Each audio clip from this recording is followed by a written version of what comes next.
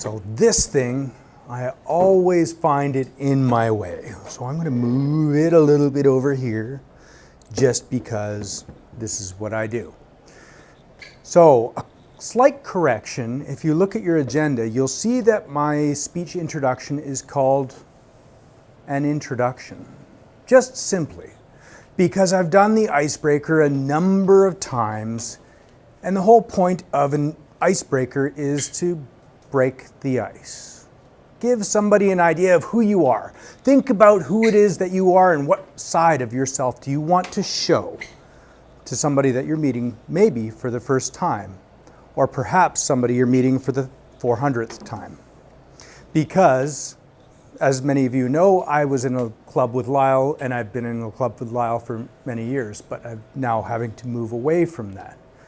So this is an introduction, and the icebreaker is a thing that you will do many times in Toastmasters. Every single time you do a path, you will do an icebreaker.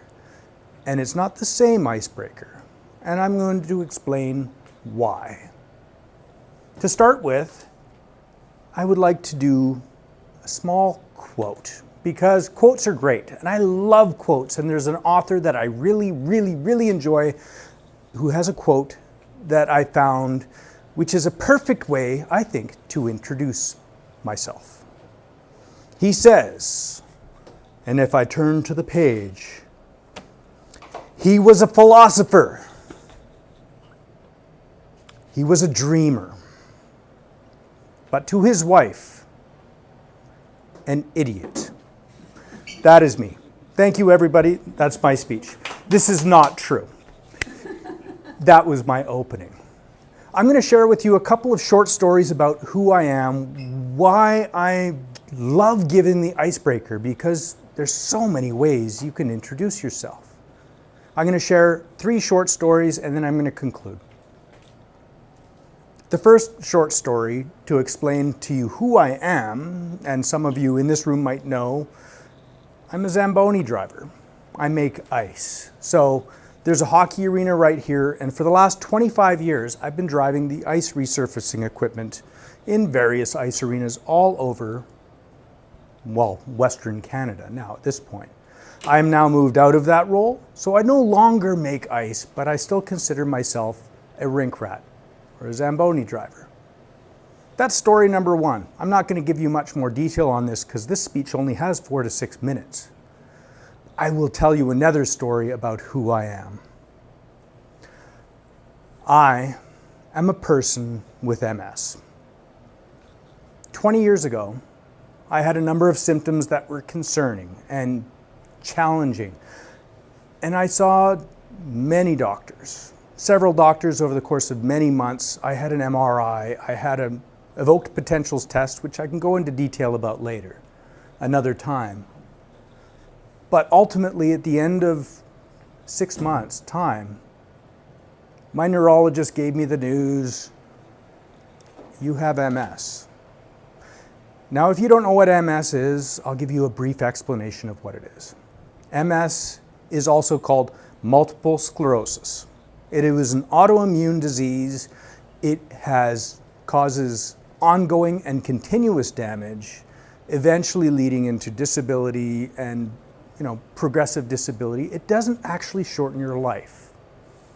But what I do say is it ends your life without ending it. So to live with MS is to eventually stop living while still living. So that's story number 2. And I see I'm at the green now, so I need to keep on moving because I also have story number 3, and this is important because it shows another part of who I am. I am an Iron Man. Do you know what that means? If you ever meet somebody who says, I am an Iron Man, there's one of 2 things that they are saying they are. Number 1, I'm Tony Stark. I'm not Tony Stark. I have no technology, and I do not have millions of dollars in a weapons company. However, I have run Ironman twice. Ironman is a 4-kilometer swim, followed by a 180-kilometer bike ride, followed by a 42.2-kilometer full marathon. I did it in 2010 in 12 hours, 33 minutes, and 58 seconds. I wore bib number 409, and I had an amazing, amazing day of really challenging weather. So that's short story number 3. These are ways that I can introduce myself, among hundreds of ways that I could also introduce myself. I will finish my speech by saying one more thing that I am. I am a Toastmaster.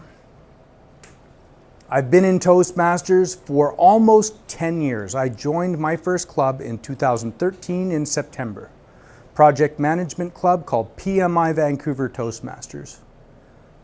And I've learned and honed and shared so many stories. So many stories. The thing I've learned, though, is you never ever tell the same story twice. Because even if you tell the same story twice, it feels different the second time you tell it, and the third time you tell it, and the fourth time you tell it, and the fifth time you tell it.